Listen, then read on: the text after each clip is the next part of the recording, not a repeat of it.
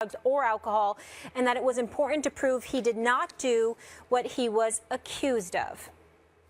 Stephen A., where does Derrick Rose go from here? Well, he's got to feel very relieved right now that this case is obviously behind him since he was not found liable. But I think that, he has to accept the reality of two things. Number one, the image that he once had is gone. Fair or not, based on the accusation alone. If you recall, Max, remember how pristine this dude's image was? Like, I don't know any way to put it other than he is the closest NBA athlete to Tim Tebow that I ever saw in terms of being considered just an innocent, great kid. Well, you don't look at him like that anymore. Now you sit up there and you say, okay, he wasn't liable and wasn't guilty of what he was being accused of, according to the courts. Fine. But you're going to remember that. And then that gets you to his game. And when you look at his game, the Derrick Rose that was the league MVP in 2011, the Derrick Rose that had you believing that somehow, some way, Miami, with LeBron James and those boys, weren't going to be able to go to 4 straight NBA finals. The Derrick Rose that really was in the discussion with Russell Westbrook as arguably the most athletic point guards in the history of the National Basketball Association. That's no longer the case. And so now we find ourselves looking at him as just a regular old player that's got some stuff to prove, that's got to remind us all of what this dude is capable of. Last year he played 66 games after playing 51 the year before. And you remember he missed the entire 2012-2013 season and then came back 2013-2014 and only played 10 games. So over the course of 164 games, he played in a grand total of 10 games over a 2-year period before playing 51 in 2014-2015 and playing 66 last year, where he averaged 16 with 4.7 assists per game. New York needs him to be more, to do more. And we know he wants that money, but we also heard him talk about how he wants to be able to walk to school with his kid in 10 to 12 years from now. So we're waiting to see this dude elevate his game, and he would need to do just that to also elevate his image. Because if he doesn't, he's just going to be an average player, and then everybody's going to remember what he was accused of. And that's not something he wants, particularly in the New York market. First, let's start in the beginning with the charges and what just happened. He maintained his innocence the entire time. Many people who looked at it felt like he had a good case, or rather the case against him was probably not going to win. And in fact, that's what happened. He was found not liable of this, which is a very serious thing.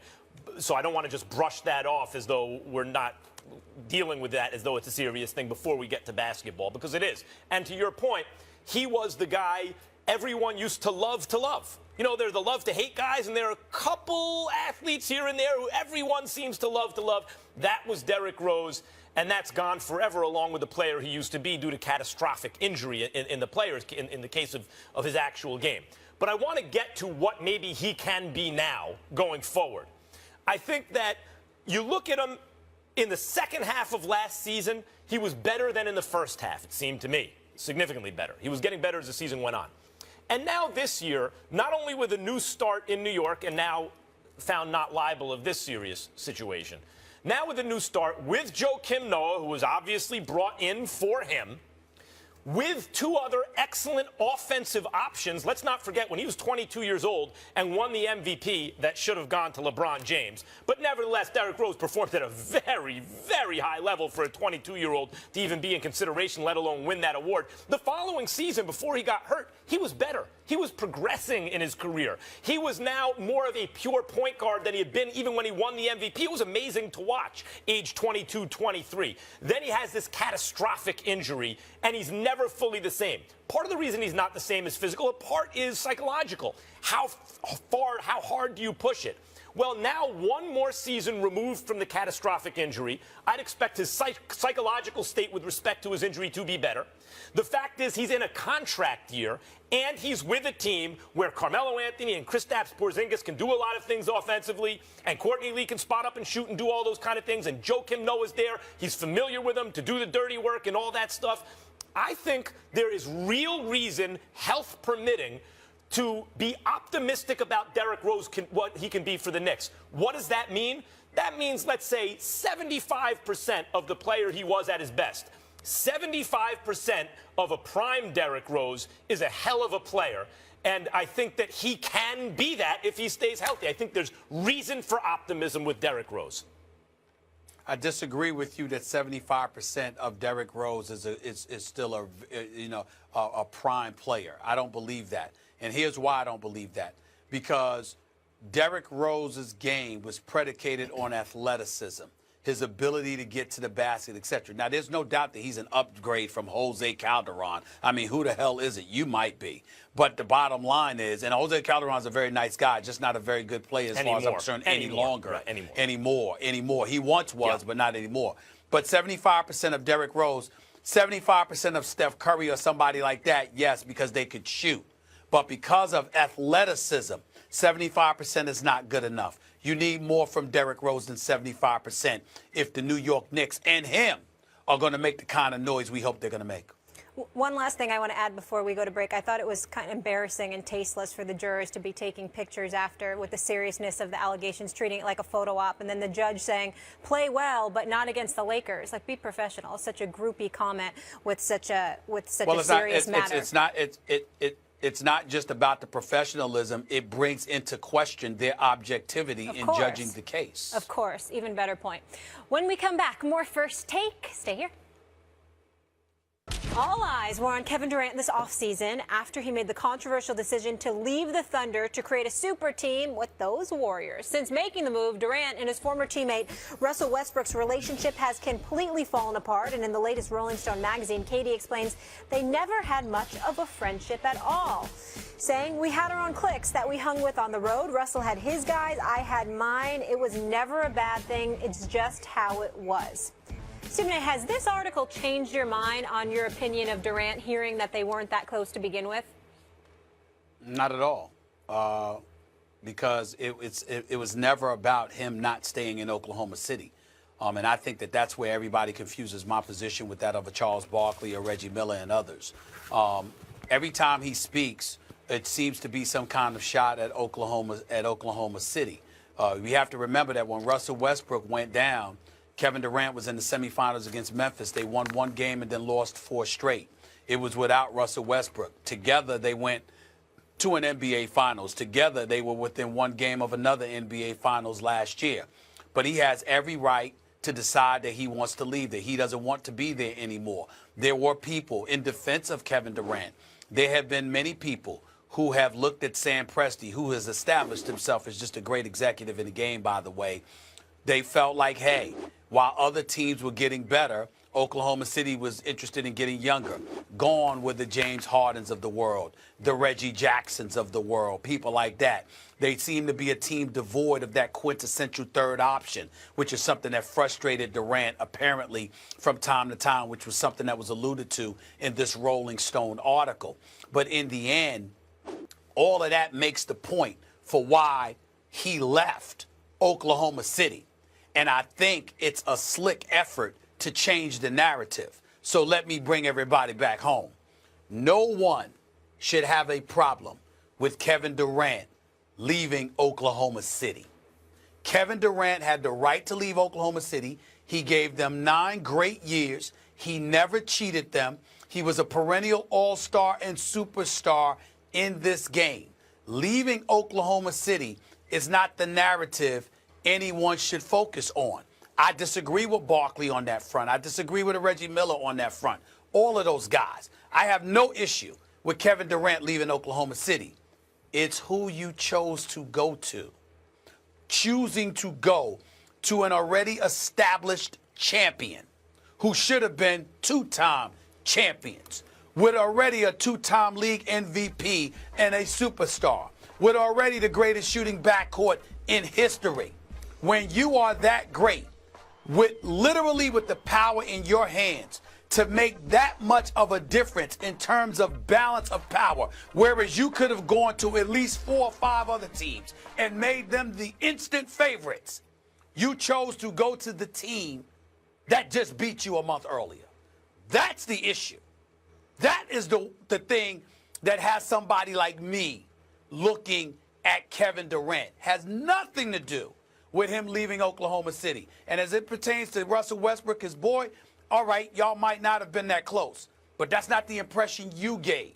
And at the end of the day, he was your teammate for 8 years and an all-star just like you. Max, you and I just started working together. If I leave, my brother, you're going to be the first to know.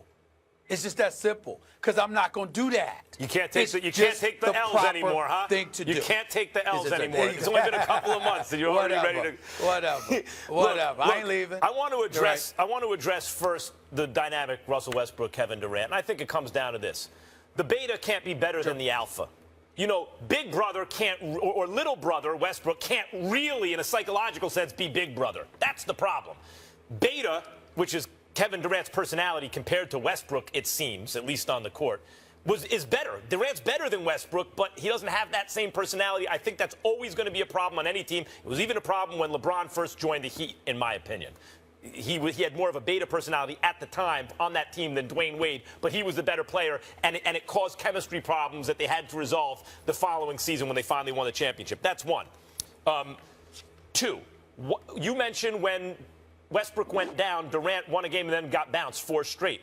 When Durant went down, they missed the playoffs. I mean, Westbrook balled out of control, and they missed the playoffs, period. Durant's this incredible force on the basketball court, and that's why you and others have a problem with him specifically joining the Warriors. I want to get to that point now. It's not just that he left. He could leave Westbrook. It's his decision. He was forced to play in OKC by the draft and everything.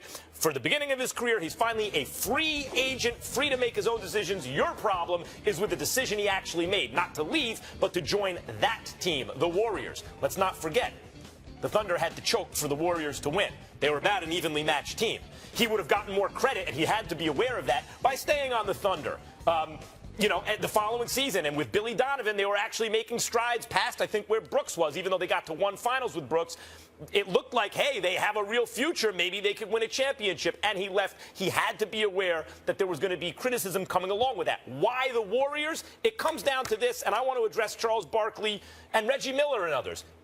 Why the Warriors? Because that's what it takes to beat LeBron James. Because LeBron James is way better than every other basketball player in the world. And when I started to forget that last year, looking at Steph Curry winning the MVP, LeBron reminded me and others like me, no, it ain't close. It's LeBron and then 10 different levels, and then everybody else, including KD and Steph Curry, and they recognized that. KD recognized that and joined up with the Warriors. That's a response to LeBron James' greatness. In terms of Barkley not ever doing that in his career, according to him, love me some Charles Barkley. Let me tell you the smart move for Barkley and Reggie Miller and guys like that in their careers. What they should have done if they wanted a championship, and they did it the good old-fashioned way and didn't get a championship, was that year when they were free agents and the Knicks with Patrick Ewing looked like they were making moves on the Bulls, and they wound up with Larry Johnson and Chris Childs in free agency. Remember that year? Or Allen Houston.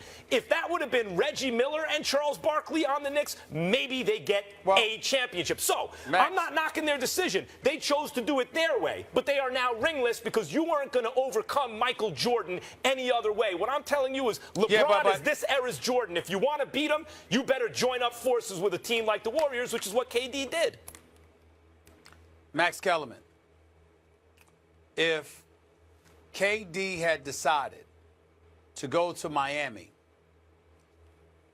with Hassan Whiteside, who was willing to shove aside an additional $4 to $5 million to ensure that they could get KD, and Dwayne Wade, as a result, would have stayed in Miami, Miami could not have beaten Cleveland? Nope. Would have been a good series, though. You know, you and I both know it's a tough out for Cleveland. That's all. Hold it.